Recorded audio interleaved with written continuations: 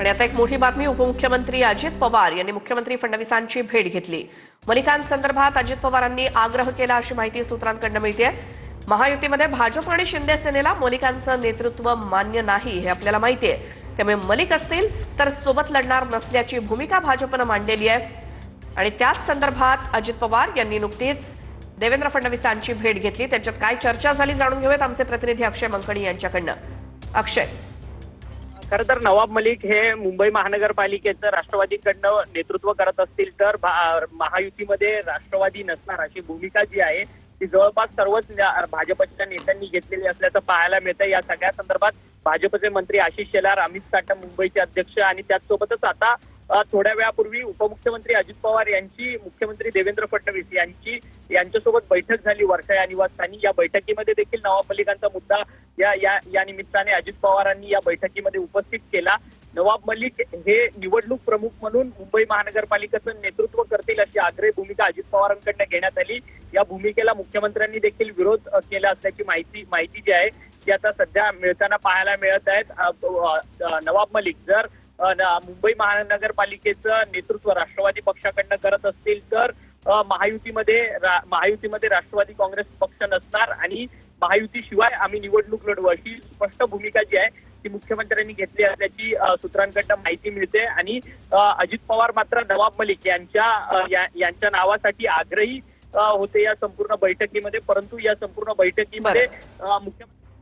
अक्षय, धन्यवाद या माहितीसाठी। तर याचे अपडेट आपण घेत राहू। मात्र आता सोलापूरमधनं मोठी बातमी येते। सोलापूर महानगरपालिकेची निवडणूक ही पुढे ढकलण्याची मागणी केली जाते। सिद्धरामेश्वर यात्रेमुळे निवडणूक पुढे ढकलण्याची मागणी करण्यात आली आहे। यात्रेदरम्यान निवडणुकांचं मतदान आणि मतमोजणी होणार आहे, त्यामुळे कायदा आणि सुव्यवस्थेचा प्रश्न निर्माण होण्याची शक्यता आहे। त्यामुळे यात्रेचे प्रमुख मानकरी राजशेखर हिरेहब्बू यांनी पोलीस आयुक्तांना पत्र लिहिलंय। निवडणूक पुढे ढकलण्याचं या पत्रात नमूद करण्यात आलंय।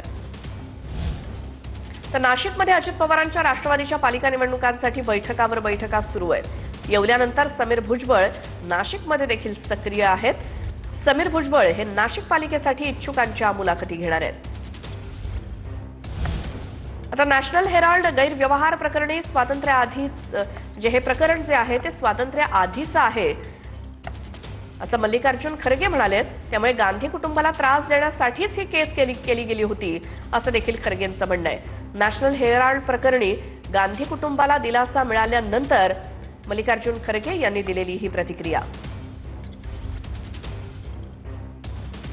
ये पेपर आज का नहीं, 1938 में फ्रीडम फाइटर्स ने एक पेपर को एस्टैब्लिश किया कि आजादी दिलाने के लिए, लेकिन ये लोग आज मनी लैंडिंग, सीबीआई ऐसे एजेंसीज को उपयोग करके हमारे कांग्रेस नेताओं को बदनाम कर रहे हैं। खासकर गांधी फैमिली को उन्होंने सताने के लिए ही ये केस डाला है। उन्होंने ये ईडी और मनी लॉन्ड्रिंग का केस डाल के उन्होंने कई एमपीज को अपने तरफ लिया, कई राज्यसभा मेंबर्स को लिया, कई जगह सरकारें बनाई।